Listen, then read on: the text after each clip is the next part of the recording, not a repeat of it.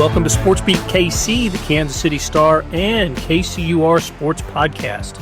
It's Tuesday, September 23rd. I'm Blair Kirchhoff. Today, we're going to talk Chiefs, and here's a first for 2025, coming off a victory. Beat writer Pete Sweeney and columnist Sam McDowell join me to discuss what went right in the Chiefs' 22-9 victory over the New York Giants. But even in victory, did they do enough to get off the struggle bus? Are the problems solved? And just how good can wide receiver Tyquan Thornton be? We'll also look ahead at their game this weekend at home against the Baltimore Ravens, who have Super Bowl aspirations and talent, but what happened to them last night? Then later in the show, we'll talk soccer, the current Sporting KC, and the Premier League's weekend at the Power and Light. All of that kept soccer writer Daniel Sperry very busy last weekend as he covered it all. And before we wrap, I'll share some final thoughts and preview what's happening in sports around Kansas City. Pete, how you doing? I'm doing good. Good to be back. Yeah. Yep. Sam, how's it going? Good. Yeah. I got to work on that greeting. I'm not. I haven't nailed the greeting yet. I don't know if you wanted some color. How's your morning? How was the weekend? I'll keep it more brief next time. I'll put it on the script next There week. you go. How about that? Perfect. All right. So, problem solved. They got the win. Didn't look great doing, especially in the first half. And to me, the interesting stat of the week is Patrick Mahomes is tied for the NFL lead in forced fumbles. Right. So, but they got the win. They're 1-2. Got to feel a little bit better about where they are now than going into the game. Well, it was one of the ugliest first halves I think I've ever watched from both teams' standpoint. I mean, it was a very, very sloppy game. It felt like both teams were in the mud. The Chiefs' offense pushing the ball a little bit, having to settle for field goals. You just didn't feel the good vibes. I thought they looked a little bit better in the second half. I think the biggest positive was the defense played well for what was the second straight week, which bought the offense some time and, again, did enough against the New York Giants. I'm not sure you feel like anything is fixed quite yet. And yeah, now you have an opponent in the Baltimore Ravens, as you mentioned, who's also 1-2. So both of these Super Bowl contenders, one of them will be 1-3 after this week. And so this becomes a really big game, maybe not for the reasons we thought preseason. We thought, both teams could be 2-1, 3-0, that type of thing. And we'll have to start looking up the stats, NFL teams that start 1-3 and what their playoff chances are, like we did with 0-2. Our colleague Vahe Gregorian did not like the effort overall. I read in his column he was down on these Chiefs even in victory. Sam, you were a little bit more optimistic after the game. Well, I was pretty down too, specifically their offense. I like Pete said, they figured out some things defensively, and I think what you should be most encouraged about defensively is they stopped the Giants in a completely different way than they stopped the Eagles the week before, and it shows some diversity from the defense to be able to mold to what the offense is doing that they're facing each week and still have a good week. So I think you should be more encouraged overall because this defense seems to have some staying power.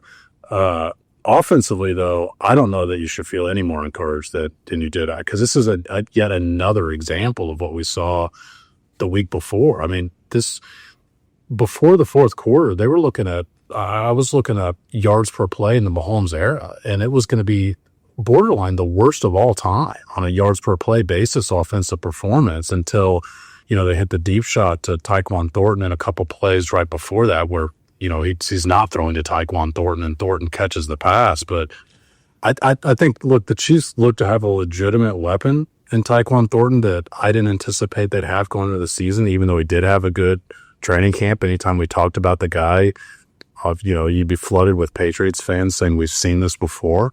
And in the preseason, wait till the game start. Well, he's performing once the game starts. So if you want to be optimistic, they've got a weapon I don't think we anticipated they'd have. It feels like it could be something where we look back and that finger in the air could be an early turning point or something we laugh at, maybe depending on how this next game goes. And I think maybe if you're trying to look for optimism, and I always try to do this because I think you always want to hear that. I think you have to look at the beginning part of the season of we didn't have Rashee Rice. And if you can get out 4-2, that would be most ideal. I think realistic 3-3, even if you're winning, so to speak, ugly like you did. I think the game will change offensively for them when they get Rice back, but it is making sure you're not 2-4, 1-5 when he does, because then, I think you're put in too big of a hole. The reception where Thornton raised the number one salute there, finger in the air. The play before, of course, was the long pass that he didn't hold on to it. Initially ruled a catch, and then upon replay ruled not a catch. And just as that play was concluding, I was thinking Patrick Mahomes never seems to complete a pass where a receiver makes an incredible catch. Right. Everybody else seems to make incredible catches. All other teams do that. The Chiefs never seem to make incredible catches. And then on the very next play, it was a remarkable catch to turn his body around like he did and to come down with the ball. It wasn't a touchdown, but touchdown on the next play. It's funny you say that in this game, because I think, and Sam, I'll just throw it to you quick, that's what Russ Wilson does. We saw him. All right, Malik Neighbors, go and make a play against Jalen Watson, even though it wasn't even the best throwing ball. He just one-on-one ball. And so, yeah, I thought that was a positive sign for the Chiefs. Well, there's a reason his receivers never make incredible catches, because he doesn't allow them to. Like, he throws the fewest tight window passes in the NFL for 3 years running now. Like, he doesn't throw the ball in a manner that is a contested catch type of thing. And that's what stood out to me about that play is that, I asked Patrick Mahomes about that play after the game, and he said that he walked over to the sideline before the play because they did, like you mentioned, Blair, they took back the play before where it looked like initially caught it. They even ruled it a catch. And then it was very clear when they played it on the Jumbotron in the stadium that it was not a catch. And then replay assist, it didn't have to be reviewed, takes it back. Well, that allowed a break. And Mahomes went over to the sideline and requested that very play, thinking that the Giants were going to be in man-to-man defense. And if he was right about the man-to-man defense and they run that play, like that's the route he's targeting. If you rewatch it, it takes a while to develop. He has to curl to his right to throw back left to buy some extra time. But he never looks anywhere else. He only is looking to Tyquan Thornton. He's covered and he decides I'm throwing this ball anyway. And to me, that's the significance of that play is not just that Thornton made a great catch, it's that the quarterback was willing to throw a pass he doesn't usually throw. I think another aspect of it, though, too, was they went right back to the same spot. It was like, okay, that didn't work. With the same receiver. We had the confidence to just almost run it again, right? And it was a different play, but just run it to the same spot again. And it was sort of odd to watch because it felt like you just saw the same thing not work. And again, same exact spot on the field, and it leads to the score. Yeah. I like your thoughts, Sam, that it's like this offense doesn't give its wide receivers a chance to make spectacular catches. Yeah, and they don't really, they draft receivers that's not their strength. They draft receivers that are better and sign receivers that are better in the open field and after the catch that they anticipate can make the yards afterwards. That's where Thornton's been different. I mean, I don't think we'd ever would anticipate having this stat be true. The most targeted receiver downfield right now is a Chiefs wide receiver in the entire NFL. And it's Tyquan Thornton. Nobody has more than 11 targets downfield. Like, this is a team that we talked all about last year. It wasn't just that they couldn't complete them, it's that they didn't even really try to complete downfield shots last year. And by the way, he also has 2 contested catches. So he's got 3 catches this year downfield. 2 of them are considered contested. They only had 2 contested catches downfield all of last year by all their wide receivers. And so he's definitely given them something that they literally did not have on their roster a year ago. I know we're going to move on to another topic, but I wonder with Thornton, with how good he looks, what happens when you have Worthy and Rice back? Like, what does that mean for Hollywood Brown if Mahomes has all this trust in Tyquan Thornton? I think that's a very interesting aspect. Or Juju Smith-Schuster. Same type of thing, yeah. And he might be your best receiver when those other 2 guys are healthy, and I think that's something they're going to have to face. Yeah. Well, but before we leave the Tyquan Thornton topic, is he good enough that he can get the Chiefs to Game 7, the first game that Rashee Rice is eligible, coming off his suspension? Is he good enough to give this offense enough of a boost? The short answer to me is no. I mean, I don't think he can replicate what Rashee Rice does because when you look at their problems offensively, I mean, it's the passing game, but it's also the fact that they're allowing opponents to strictly play the pass against them until they get a running game going. I don't see that aspect changing. Rashee Rice is an addition to the running game because you can throw it to him behind a line of scrimmage and he can get yards, because you can throw these wide receiver bubble screens that, by the way, we literally haven't seen them throw in the first 3 weeks, and they love that play to Rashee Rice. So I don't think that – I think that Rashee Rice is the one that can get defenses to play them differently. Tyquan Thornton is just a reason for the defense to reinforce the fact that they need to play the Chiefs deep and make them dink and dunk. Rashee Rice is a guy that can get him out of that. So I don't think he solves the way that defenses are playing him, and therefore doesn't really solve the fact that it's congested where they want to throw the ball. Still don't know about Xavier Worthy's return. We thought it might have happened against the Giants. It didn't. And Jalen Royals, the rookie wide receiver, made the trip, didn't play. So I suspect the Royals is back, and I suspect we're going to see Worthy this week, but you just don't know now.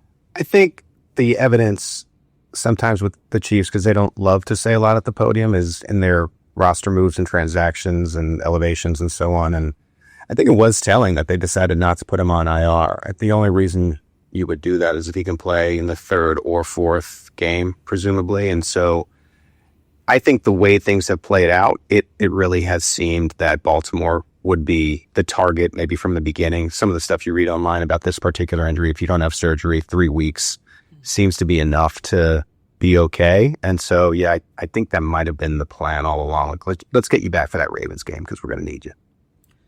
Baltimore obviously has a great offense. Lamar Jackson, they scored 31 or 30. I can't remember. It was 30 because they didn't get the 2-point conversion at the end. In the 38-30 loss at home to the Detroit Lions, Lamar Jackson sacked 7 times. And the Chiefs look pretty good on defense, especially their front four. They got pressure on Russell Wilson.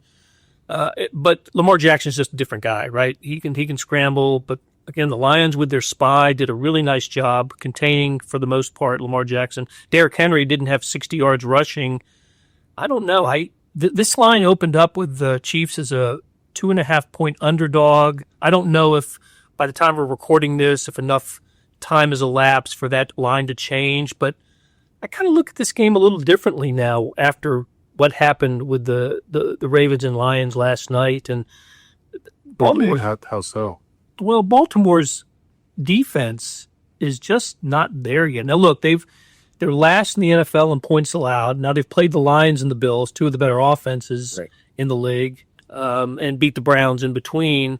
But I guess my feeling is, do I trust the Chiefs' offense enough to take advantage of a defense that's still trying to find its identity? Yeah, especially when you consider just like the reason that their defense has struggled has been their run defense. I mean, they gave up 250 yards of rushing last night against the Lions. So I just don't know if the Chiefs are really well positioned to take advantage of that. My guess is the Ravens defense is looking at the Chiefs matchup and thinking, okay, that's the type of offense we need to play right now to get right. Yeah, Sam, you don't think Pacheco and Hunt are as good as Gibbs and Montgomery? Is that what you're saying? Yeah, no, I agree. The run offense has not been great. I know that Pacheco in this last game ran at 4.5 yards a clip, which is a better than maybe we've seen. And that included the longest run of 10 yards. So, I mean, that's in the 10 carries, it's a pretty good effort. But yeah, you wonder if some of that stuff that maybe we saw with Buffalo and Detroit would be able to translate without your most important player in Rice. The answer is probably no. We've talked about these next 3 games, again, pre-week 7. I think right now you got to look at the Chiefs as a defense-first team. They've been pretty good at bottling up the run. I know this was the Cam Scatabo breakout game, and it's probably good that the Chiefs saw him first instead of when he gets going, because he looks like he could be a real player in this league. But again, I think you are a defense-first team until week 7, and really good to see the pass rush in this game. PFF credited the Chiefs' defense with 24 pressures of Russ Wilson, which is a really good sign. A lot tougher to do against Lamar Jackson, but again, I think you got to win a little bit ugly here. Squeak these games out, and then maybe you can get all your players and reinforcements back. I really do. I mean, so Pacheco statistically has his best game of the season, right? This is going to be the most painful film watching experience I think he's ever had in his career. I mean, him being backwards on the throw that Patrick Mahomes throws backwards is just inexplicable. Twice. Twice. In the same play. Does he not know what a backwards pass is?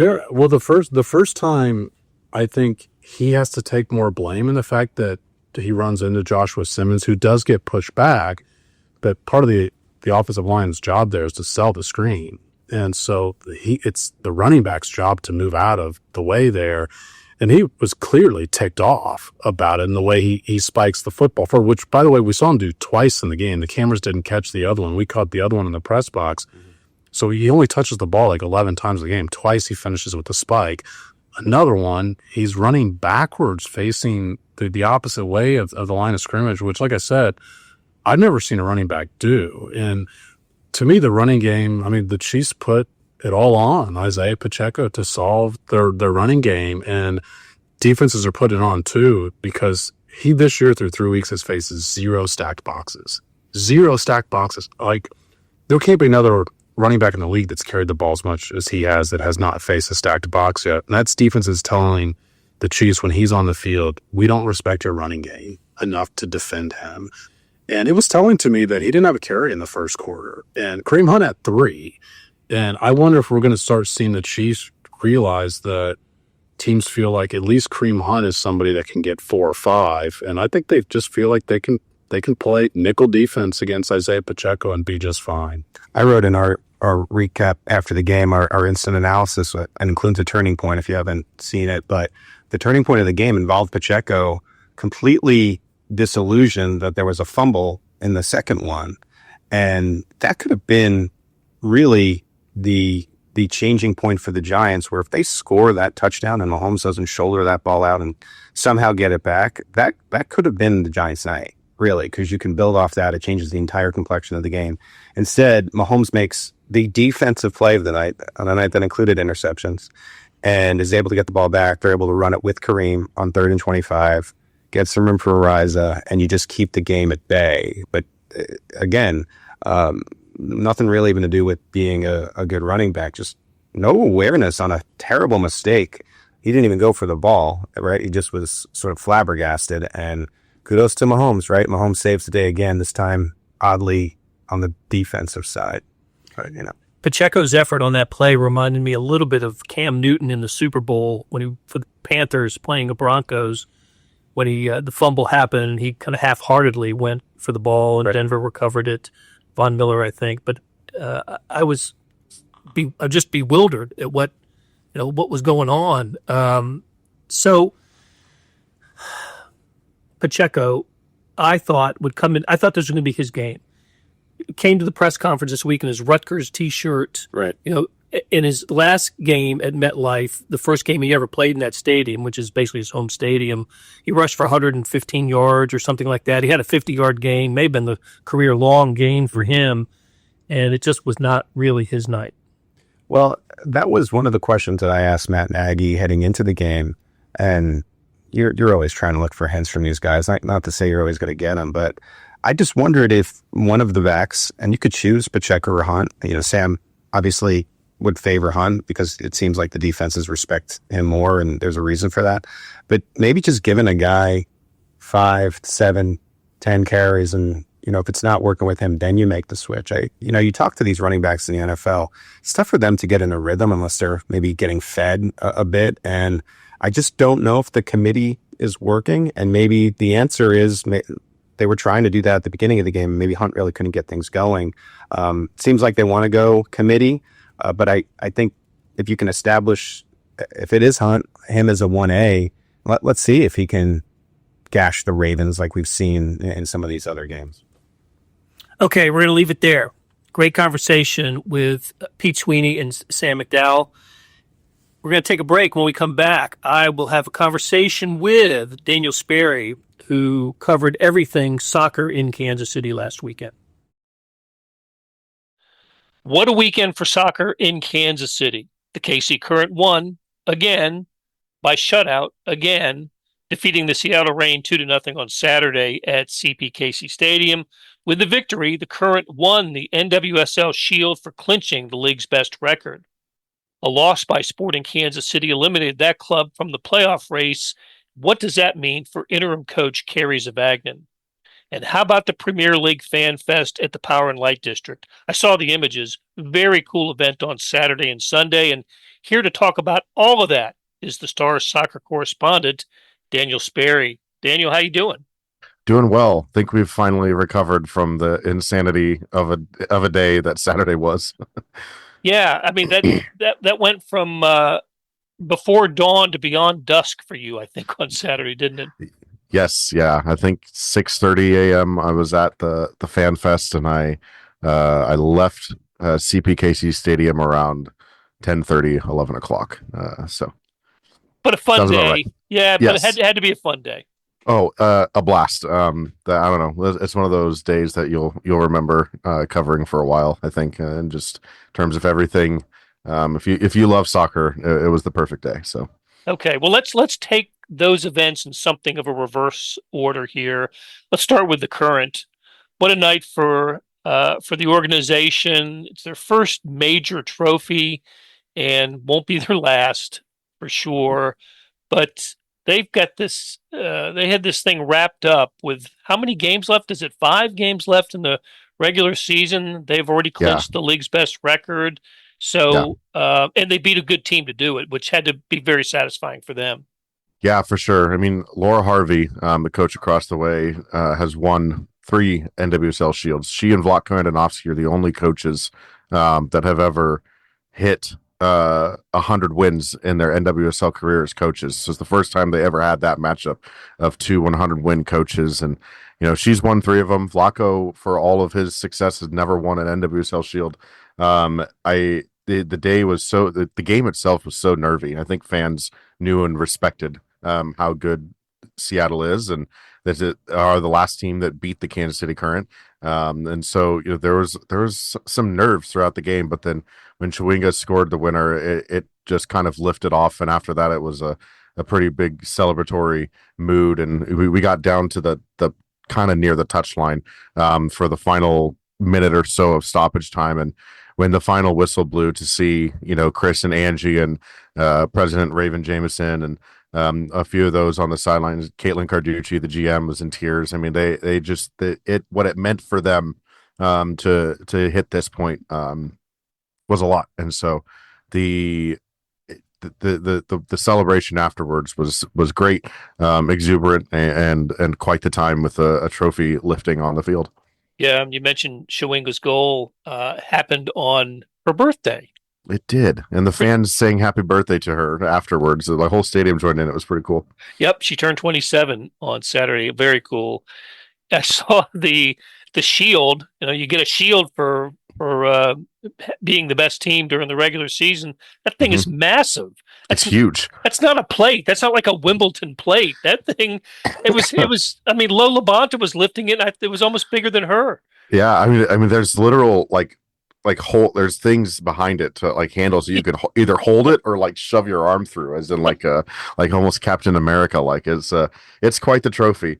They were, I mean, the giant Tiffany box that it was in was a small child size. I mean, in terms of how tall the box was that they had to carry it out in. So yeah, ultimately just a really cool thing. I think you mentioned how many games they have left. I think what kind of stuck to me, if you look at the standings, the Kansas City Current clinched the best record in the league, and nobody else has even clinched a playoff spot yet. That's how far ahead of the rest of the pack they are. 16 points now ahead of Washington in second place. No one else has clinched a playoff spot or been officially eliminated from the playoffs. So it's starting to get kind of weird here for the rest of the league, for the rest of the times, but the Current don't have to worry for much of the rest of the season. Well, that begs the question: how does Vlatko Andonovsky and the training staff, the coaching staff, handle these final few weeks of the season? Do we see some players rested? Do they continue to go full steam ahead so they don't get out of rhythm? Kind of an age-old question when you clinch a championship or a playoff spot early. How do you handle it? What's your sense of how the Current will handle this? the Current have handled the entire second half of the season by rotating players. I mean, it's been 2 or 3 different names in and out of the lineup every week. Last week, of course, there was no Tim Chawinga. There was a couple of players in the midfield that were rested. This week, Lola Bonta didn't start in the midfield. Michelle Cooper didn't even play in the game. She didn't dress. I think there's just a balance of kind of who plays in terms of rotating, figuring some combinations out, getting players time together. You lose Vanessa DiBernardo because she goes on maternity leave, and you bring in Ali Sentnor. Now you're trying to get reps, in-game reps with Sentnor with a lot of different players, but she'll eventually take a break here, I assume, for a game or two. And I think, the back half of this season, in terms of league play, isn't too bad. It's been just kind of weekend to weekend, but all of a sudden we're going to get into international play coming up here towards the end of October. And that is going to bring games in a short order with travel around the country for players who are involved in their national team games in that window. And so there's an importance to keeping everybody as fresh and healthy as possible, while also trying to rotate the right way with the right combinations to make sure that results are still coming. So they've done it so far since they restarted the second half of the season, and I don't know if that'll change at all through the rest of it. You mentioned that Seattle, the team that they defeated Saturday, was the last team to beat the Current. That was on May 5th. Since then, the Current are 12-0-2. They've hit 9 straight games with no goals allowed. It's been an amazing season. Not so amazing, Sporting Kansas City lost on Saturday night to Vancouver 2-0, a game they really should have won. Better than the Whitecaps, a team that was down a bunch of starters. Just a kind of a depressing score and a depressing outcome for Sporting. And whereas the Current, clinched they'd already clinched the playoff spot, but clinched the Shield. This outcome knocks Sporting out of playoff contention in the MLS. There are 3 regular season games to go. I guess the only thing left really to talk about and discuss is the future of interim coach Kerry Zavagnin. We've talked about it before, but has your feeling changed about it at all, Daniel, since the last time we chatted?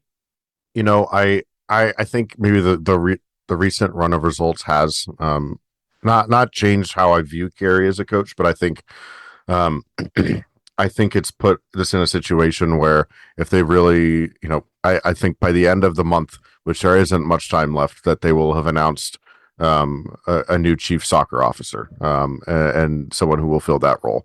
That person has the coaching hire decision squarely in their hands. Now, that means they'll be the ones deciding the future of Zavagnin, not those that have been around the organization through this season and seeing the ups and downs. And I just in general, I don't know if that bodes well for Kerry in that aspect, considering you're going to have someone that's just going to, maybe they've paid attention as this is a potential job for them, but they're not going to have been in and around the club and knowing the day to day of everything that went on in here. And, the players give him credit for keeping the group.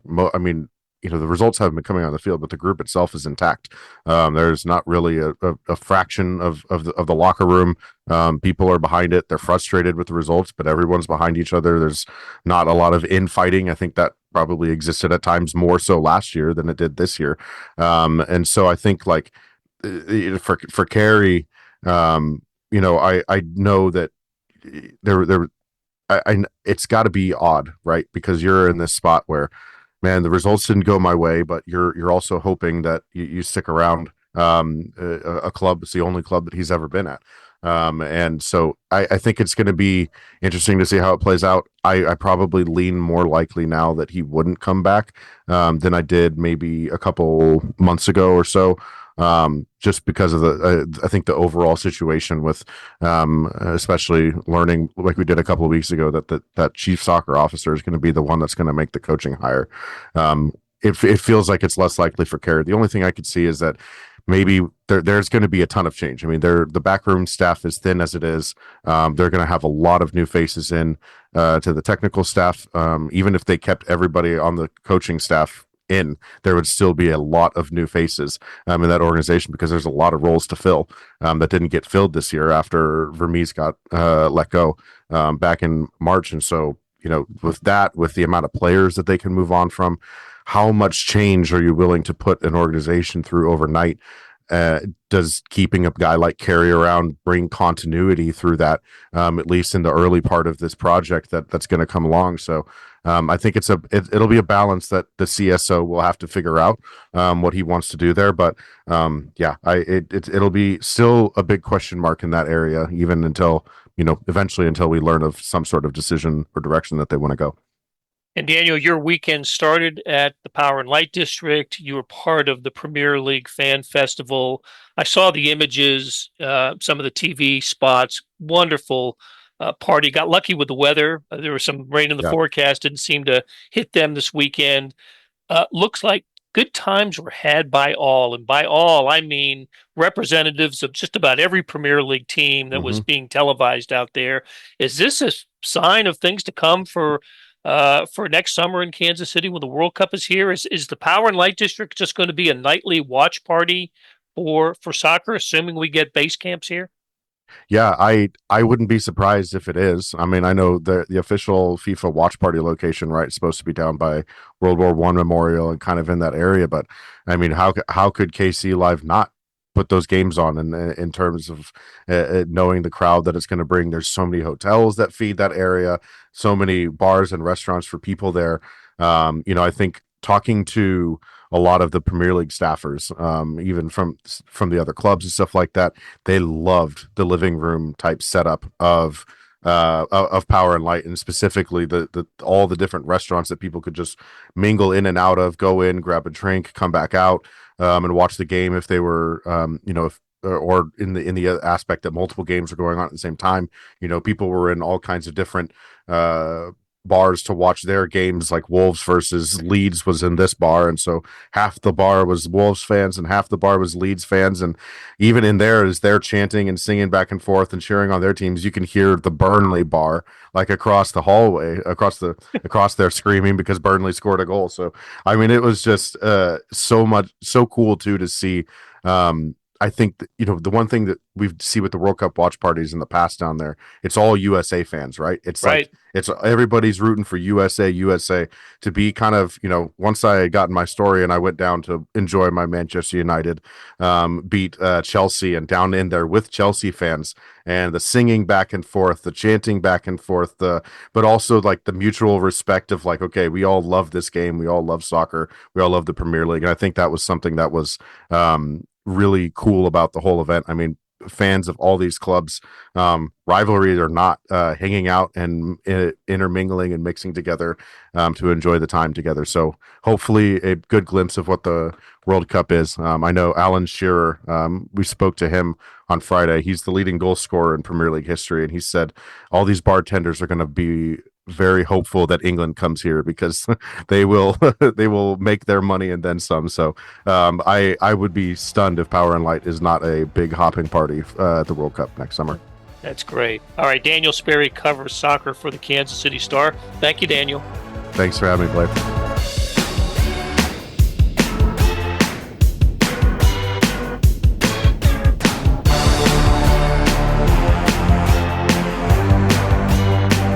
And before we go, here are a few other things on my radar in Kansas City sports scene this week. NASCAR returns to the Kansas Speedway for the Cup Series playoffs with Sunday's Hollywood Casino 400. That's the third of three races at the Speedway, with an ARCA event on Friday and an Xfinity race on Saturday. The big one is Sunday, and Kyle Larson looks to repeat his performance from the spring race at Kansas. That day, Larson dominated the track, taking the pole and then leading 221 of the 267 laps for the victory. Also, keep an eye on Ross Chastain. He played the spoiler role in last year's Kansas playoff race when he took the checkered flag. Sunday's race starts at 2 p.m. and will be televised on the USA Network. It was a good weekend for Missouri and Kansas on the gridiron. The Tigers handled South Carolina, improved to 4-0, and are now number 20 in the AP poll. The Tigers have a breather this weekend against the University of Massachusetts before the schedule grows fangs with Alabama and Auburn as the next two opponents. Kickoff for the UMass game is 6:30 p.m., and the game will be on ESPNU. The Kansas Jayhawks got a resounding victory over West Virginia in their Big 12 opener and now prepare for another home game, this one against Cincinnati. Another couple victories, and I can see KU jumping into the top 25. The Cincinnati game kicks off at 11 a.m. It'll be on TNT. And after a week off, Kansas State swings back into action, hoping to get things right this time. The Wildcats are 1-3, their worst start after 4 games since 1989. That was Bill Snyder's first year in Manhattan. The opponent Saturday is Central Florida, visiting K-State. Kickoff is 11 a.m., and the game will be on FS1. Well, that's going to do it for this week. Thanks to our producers, Randy Mason, Monty Davis, and Suzanne Hogan, and to our editors, Jeff Rosen and Scott Chasen. I'm Blair Kirchhoff, and we'll be back soon with another SportsBeat KC, where we talk sports in Kansas City.